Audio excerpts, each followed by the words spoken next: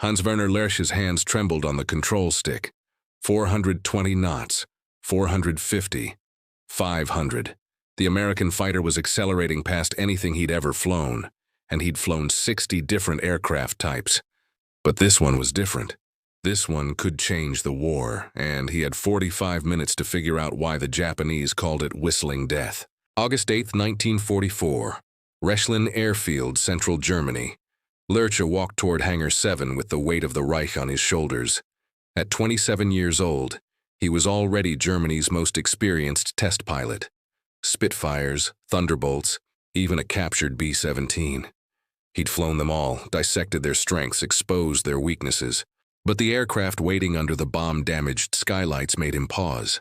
A Vought F4U Corsair. Royal Navy tail number JT404. Those inverted gull wings. That predator-like stance. The long nose that seemed designed to hunt. 3 weeks earlier, this fighter had been flying reconnaissance missions over occupied Norway.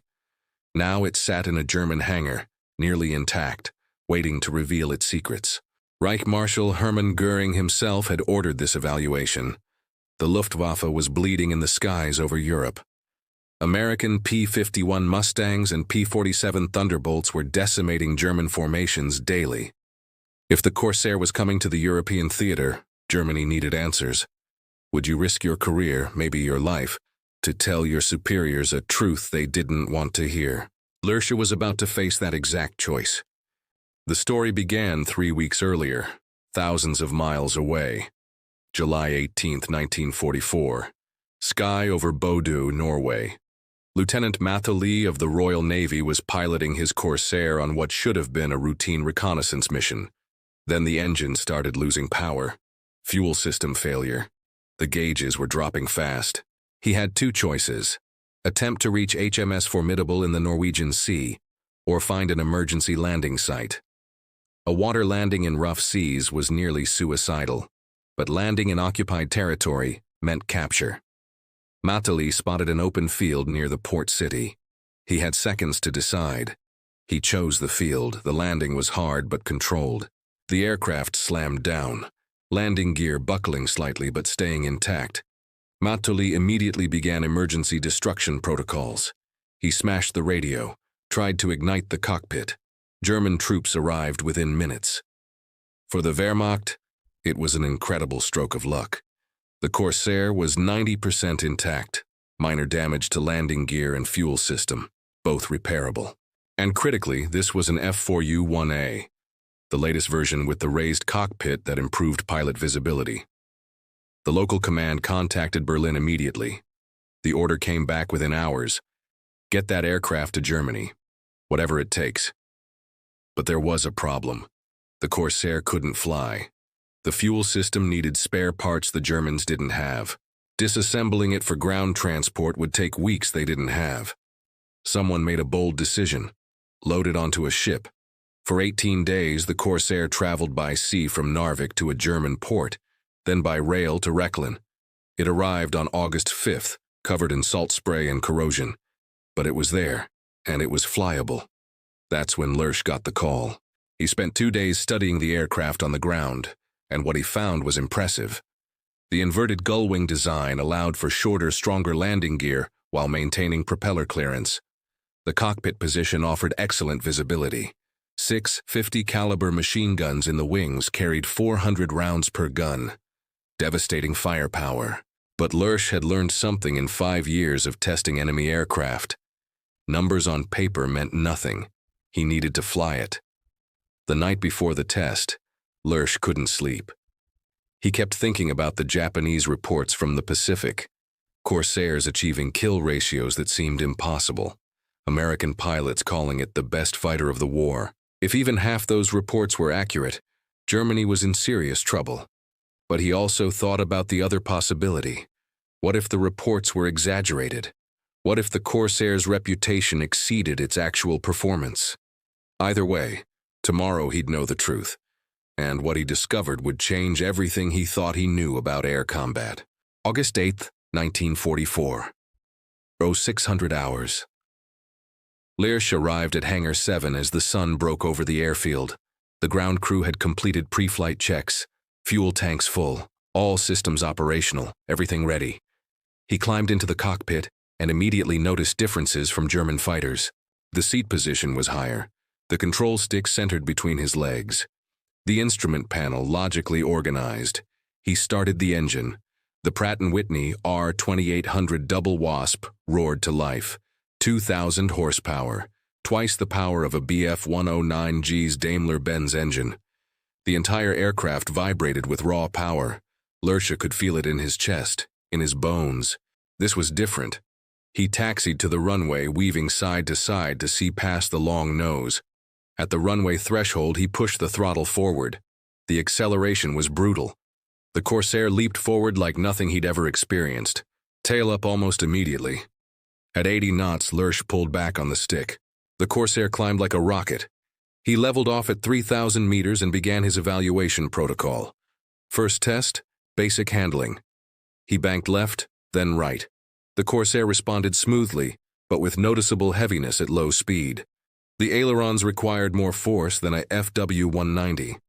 This matched the Japanese reports. The Corsair wasn't designed for slow-speed dogfighting.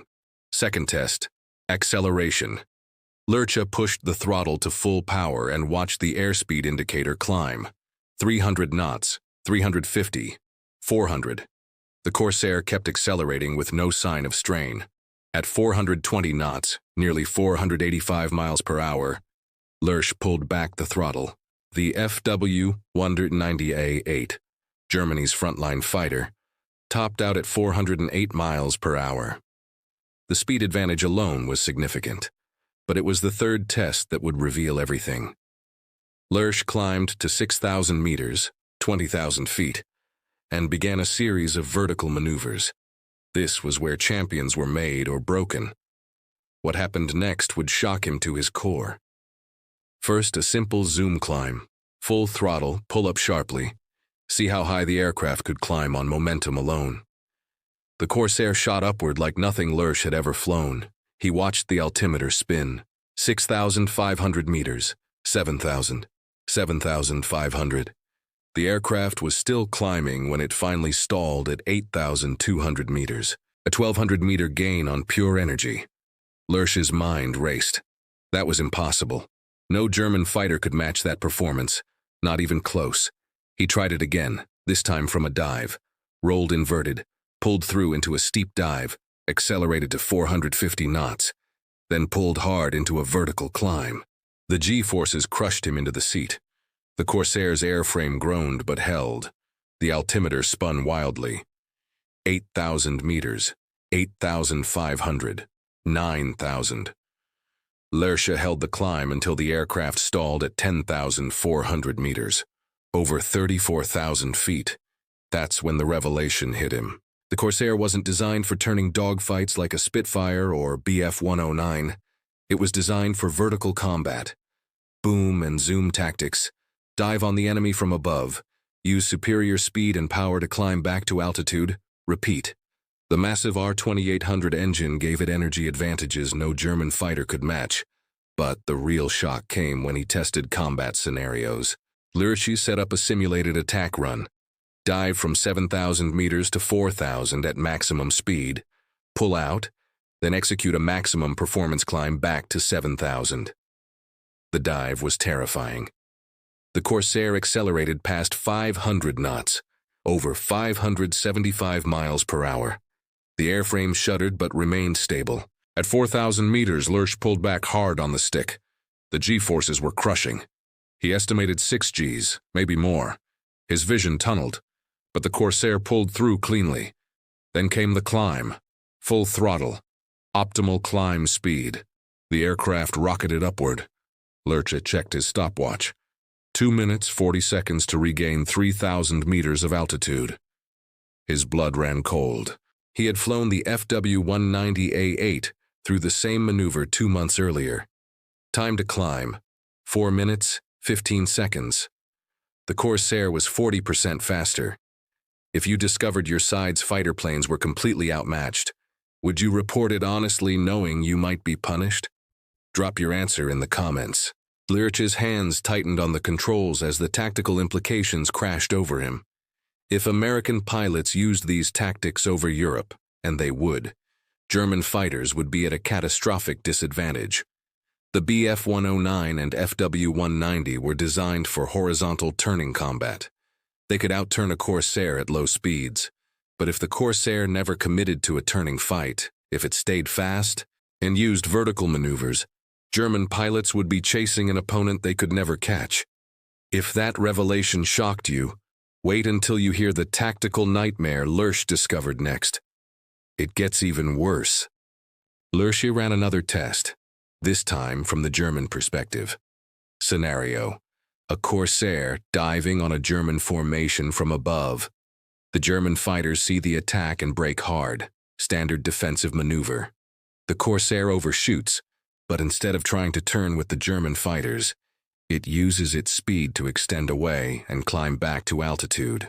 Question: how long would it take a FW-190 to climb back to the Corsair's altitude and re-engage? Lerche rolled inverted and pulled into a steep dive, simulating the Corsair's attack run. He let the speed build to 480 knots, then pulled out hard at 4,000 meters. The G-forces slammed him into the seat. His vision grayed at the edges.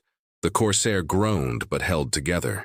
At the bottom of the pullout, Lerche immediately transitioned into a maximum performance climb. Full throttle, optimal climb speed.